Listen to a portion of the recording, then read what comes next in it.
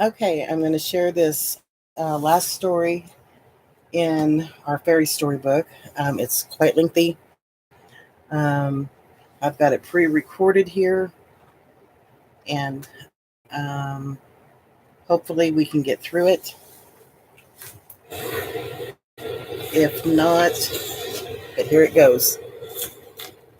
This is A World Forgotten, Time to Remember. December 30th, 1971 was a cold, dark night. Lady May, any moment, would be a new mother.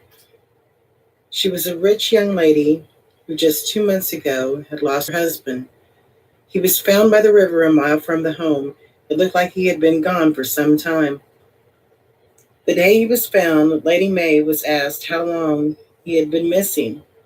She said 6 months. She said he went for a walk and never came home. She was with child, so didn't go looking for him.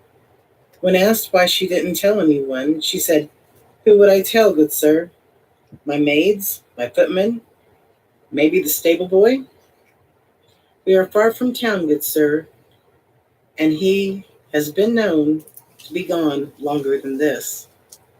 When asked if she knew of anyone who might have killed him, she said, "Was he killed? And if so, maybe. After all, he was a lady's man."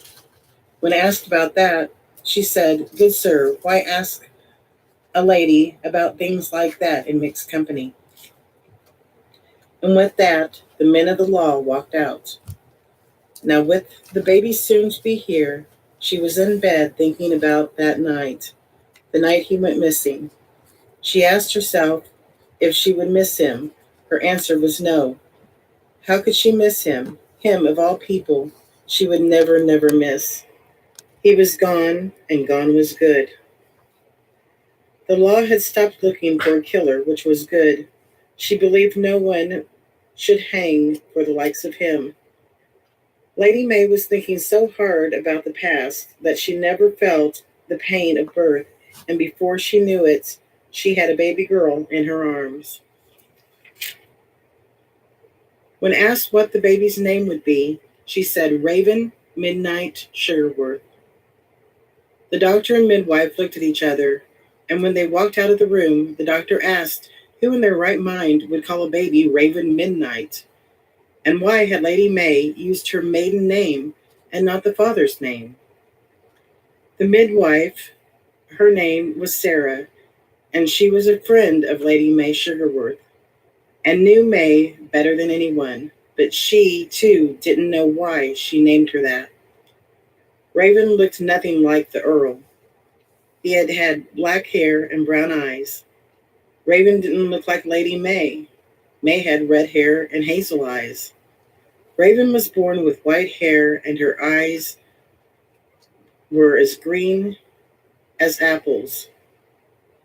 And that, too, made the doctor and midwife wonder. White hair, green eyes. What could all of this mean? The whole house was scared of Raven from the time she was born. Odd things would happen when Raven was in the room. It all started the day she was born. Lady May's hairdresser was the first to witness something. She went over to the crib to see Raven, and Raven's eyes went from green to white. It scared the hairdresser, but it was odd. She felt at peace, too. Things would go missing and never show up. Raven started running, not crawling, at the age of 3 months, and was talking and reading by the time she was 5 months. Sarah didn't understand any of this, and all in the house didn't understand it. All they knew was Lady May was with the girl at all times, and they would read from the books Lady May brought with her when she married the Earl. Wasn't long Raven was writing, but she was only 7 months old, and her writing was better than most in the house. Sarah would go to see Lady May and Raven at least 3 times a week, but never saw anything moving and missing, and never saw Raven writing or reading out loud. Maybe the maids were just scared of the girl due to her looks. Sarah told the maids to stop lying about the baby. They said, "You don't live here." You have no way of seeing it happen. When Raven was 5 years old, Lady May started teaching Raven to speak an old language from her home. No one knew when Lady May had come or where she had come from, not even Sarah.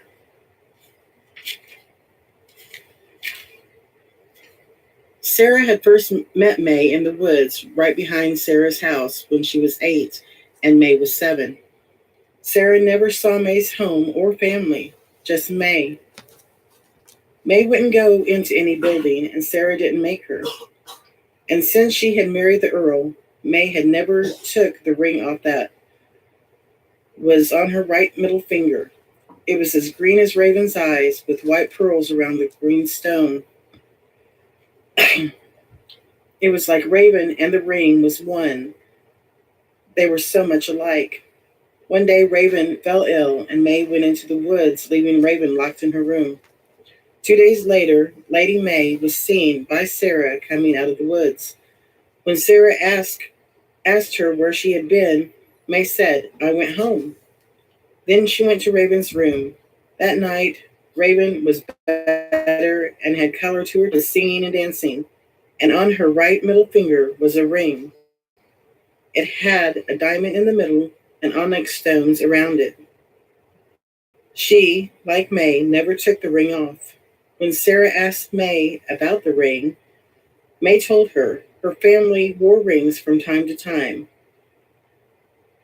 They wore them from the age of 5 till the end of time. Sarah didn't understand the end of time thing, but May was her friend, and she knew she was an odd one. Sarah one day saw May and Raven's rings getting dark. She asked May what was going on. Lady May told Sarah, "Raven and I will be making a trip, and I will be gone. I'll send word to you when we get home."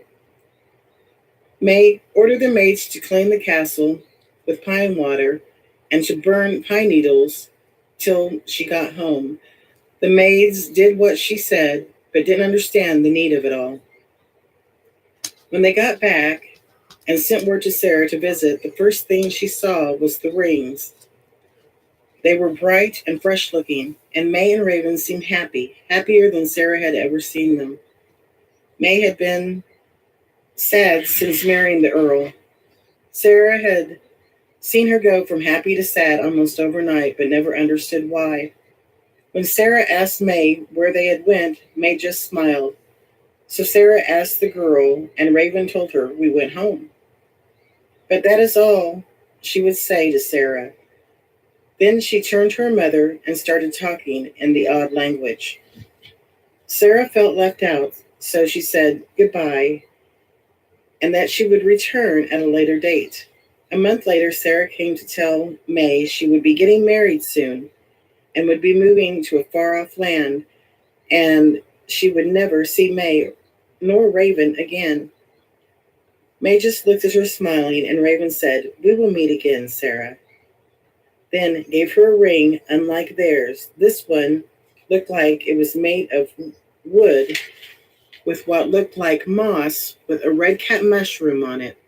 The moss and mushroom was where a stone would have been. It was an odd feeling Sarah had when she held it. She felt like she could recall something long forgotten to her. Raven told her to keep the ring moist at all times, for it was alive. And when Sarah turned to go, she recalled something. She told May that her soon-to-be husband said he knew May's story and would keep Sarah safe till the day came. Sarah told May she didn't understand anything about her Henry, and that it was odd because she felt at home when he was near, just like she did when near Raven and her. They gave her a hug and sent her on her way. Days later, May's ring went darker. Raven saw it and told her mother not to worry so about Sarah, that Sarah was safe with Henry now, and that all would work out in the end. And if she was worried, then she need but go to the woods and see the gate was locked and gone from here. When they had went home, they locked the gate and hid it from view to keep it safe from harm. And evil was in the world, and they needed to keep home safe. Only three knew about it from home: May, Raven, and Henry. Henry's ring had went dark too, and he had met them in the woods to lock the gate. A year went by, a very bad year. May and Raven could feel the evil more, and people were killing more, and the animals killed for fun, not food. People were burning homes and killing babies. They hoped evil would not get through the gate. They hadn't went to the gate for fear evil would find it. Home was peaceful without the evil, but at one time evil had been there too. Evil had slipped out of their home when the first man's son, named Cain, had killed his brother. Slowly, evil slipped out of their home, and then their land was peaceful. But this new world never got better, just worse and worse. Evil had made his home here for years and years and years now, and most people loved evil. Evil would hide out, then out it would jump. He could jump out anywhere and anytime. The next year, Evil was once again knocking at May's door. One of her maids had went to see his sister, but never made it there. She was found in an old mine by a little boy and his dog. Her head had been removed and was put in her hand with a note reading, "You can't hide from me." May was once again worried about the evil, but Raven told her, "Mother, evil will not get to us. We are safe. Evil fears us now, and Sarah is safe with Henry." Evil never did harm to May and Raven, but he did harm all in the house but them. By the time Raven was 18, they had all been killed, and each time a note was found: "I see you. You can't hide from me." Each of those 20 notes would send May into an unhappy state, and Raven would pull her out again. Raven would tell May, "We pushed him out before, we can again." But May knew this time would be harder, due to evil being here so long. But Raven was right. Evil had been pushed totally out of their home when May married the Earl. May hated the Earl, but to marry him was to get the last of the evil out of their world. But by doing so, she had let loose all the evil into this world, and she was sorry for that. She had hoped when the Earl was killed that evil would finally start to leave. This would too, but it seemed to have made evil matter. The Earl was evil's only son, and the firstborn of her mother's was promised to the Earl if evil would turn a new leaf and start to be less evil. But the firstborn was too weak in her fairy powers to fight the Earl and his father evil. So May was sent to this world as the firstborn to marry the Earl.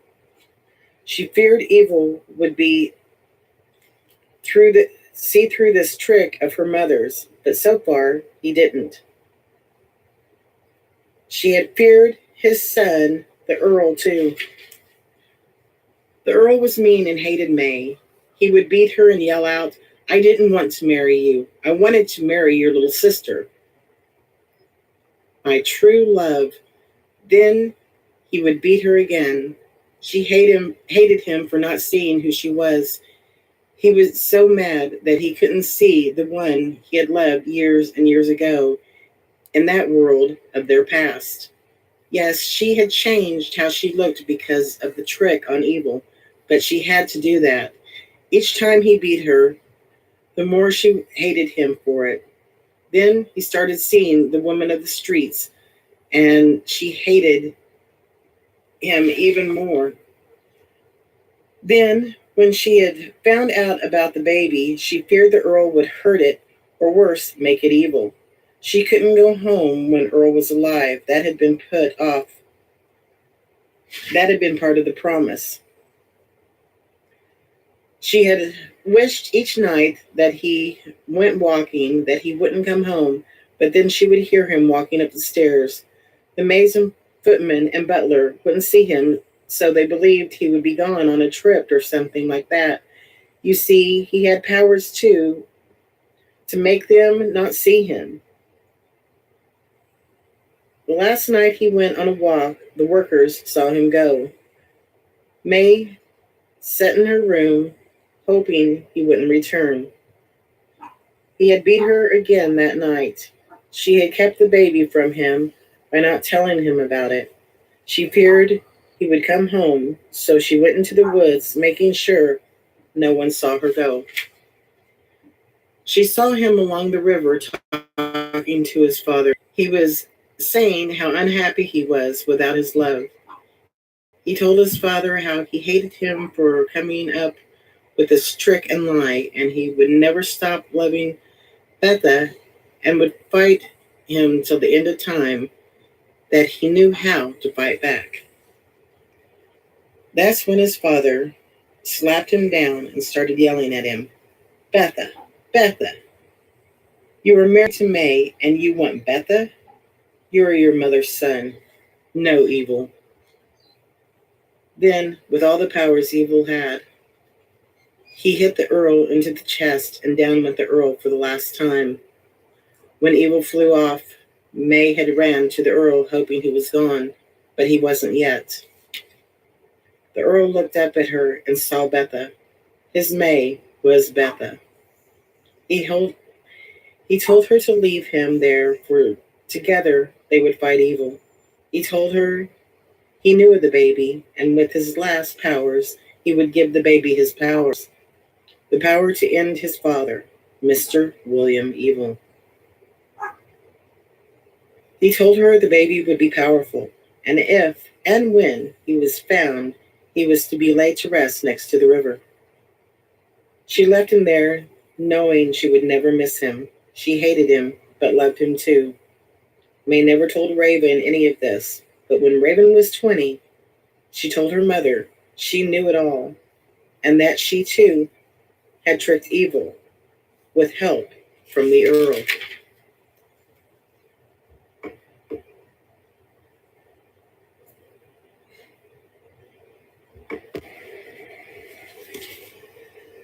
May soon saw something new about Raven. When Raven would walk, her footprints would hold water from the river. Then a lily would grow from it. Raven started to follow Evil all the time. He could feel the Earl within her and a power he recalled from long ago.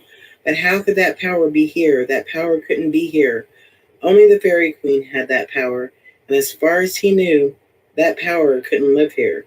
That's why he tricked the Queen into letting her oldest marry his son, because the oldest was to have great powers, but couldn't use them here. So how had this girl got these powers, and how she kept them here? He knew it wasn't the rings. By the time Raven was 28, Evil had found he was growing to love his granddaughter. Evil had never loved before. Well, when he was young, maybe, but that had been years ago, and she had been above him. They were friends. She had been his girlfriend, but then she married, and he hated her for it. Maybe that was why he was going to love Raven. She was her granddaughter, too. Each night, Raven would go to Mary's room, and each night, May would cry for home, and her mother, and for Sarah. And Raven would hug her and say, "Sarah is safe, Mother, so don't cry, my dear Betha." But May would never hear the dear Betha part.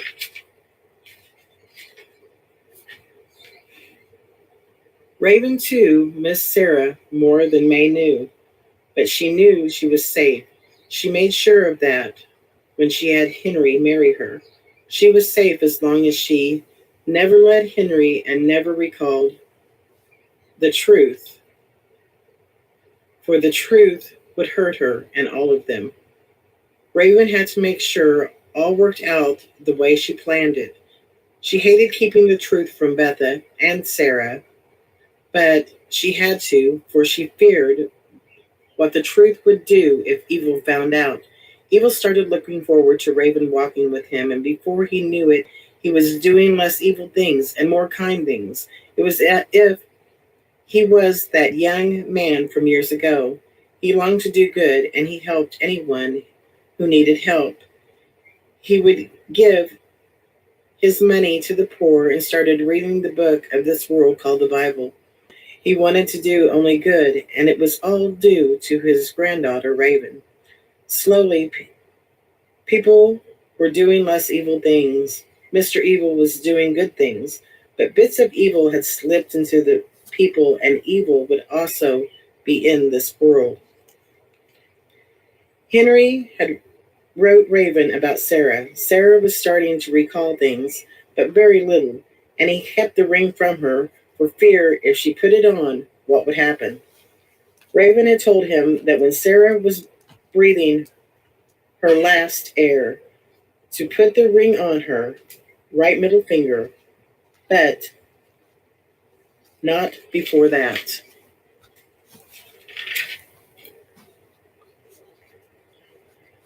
May feared for Raven's powers because Raven was so powerful and liked evil. May didn't understand how Raven had all these powers. How did she know it all? May herself had never been showed them. And the river water and Raven's footprints still worried her. Had that been what the Earl did? And what of the lilies? And how did she move things? And how did her eyes change? May's never did. The day came when Mr. William Evil passed on. May was so happy to hear the news, but Raven cried for him and told her mother that she shouldn't be so happy. Death was death.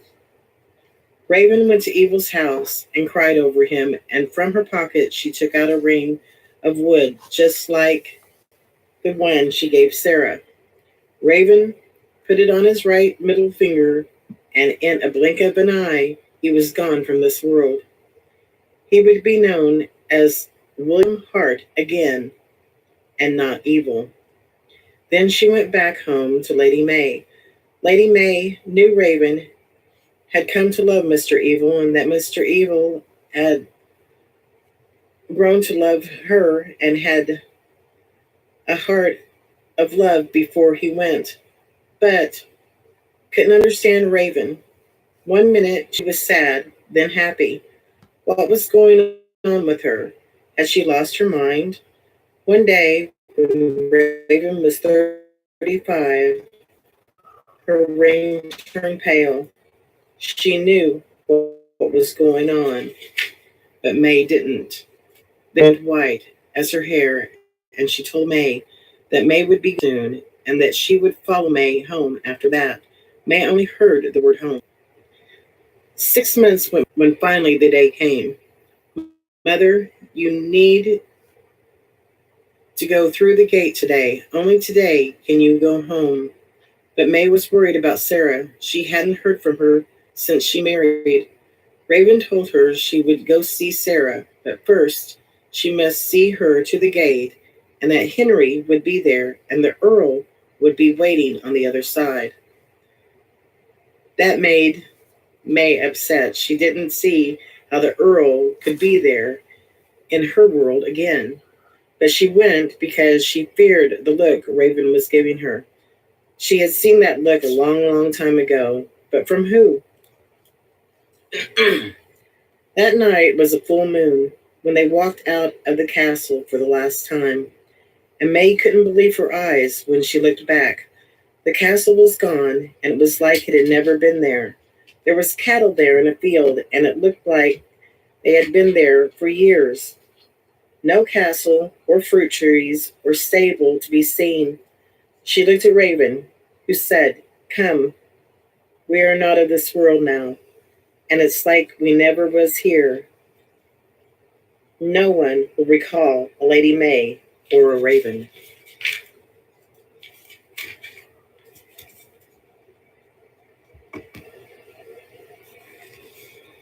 Just like Raven said, Henry was at the gate waiting. He told Raven Sarah was at the place under the tree hidden from this world. May didn't understand any of this hidden. Why was Sarah hidden?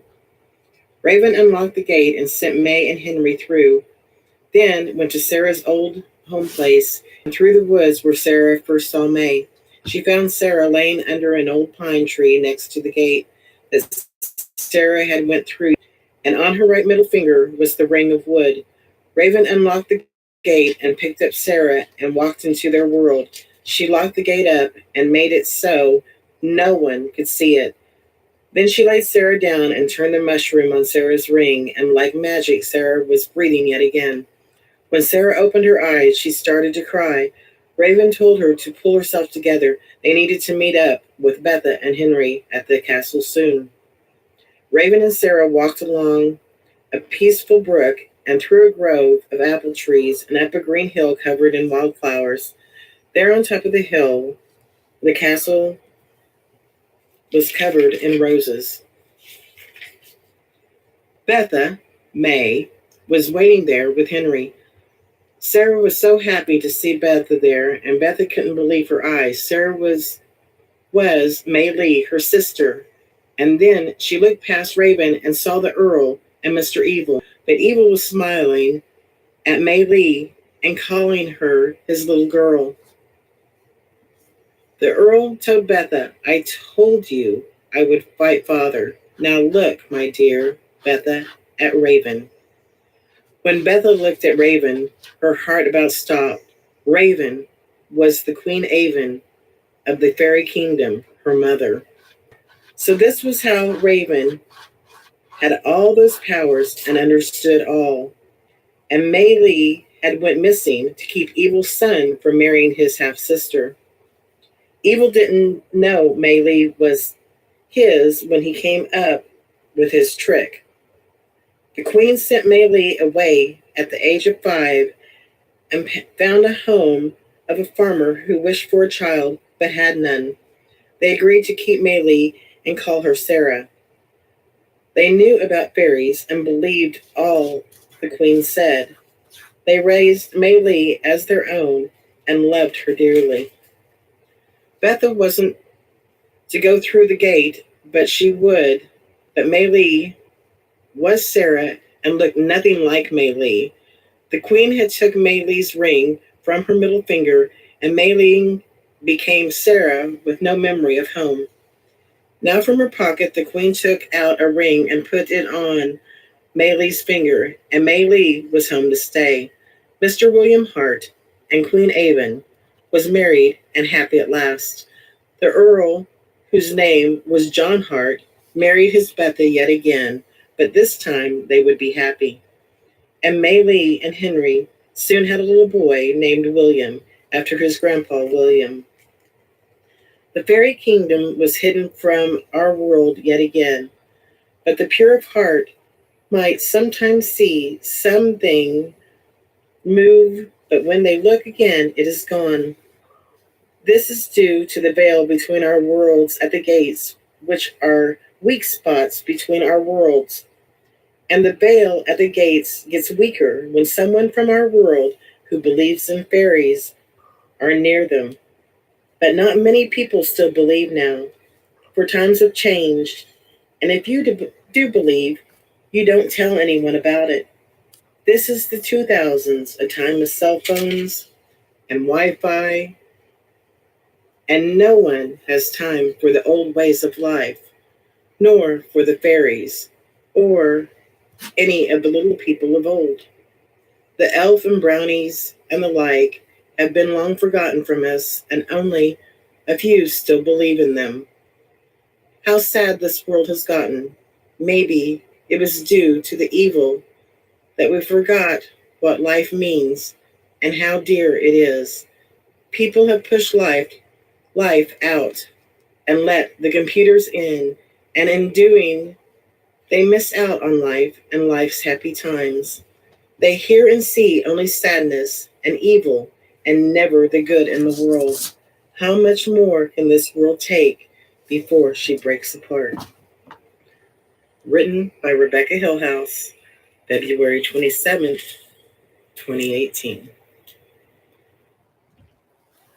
Okay, well, that was it. I hope it turned out really good. If not, I'll try to upload it. We'll see you later.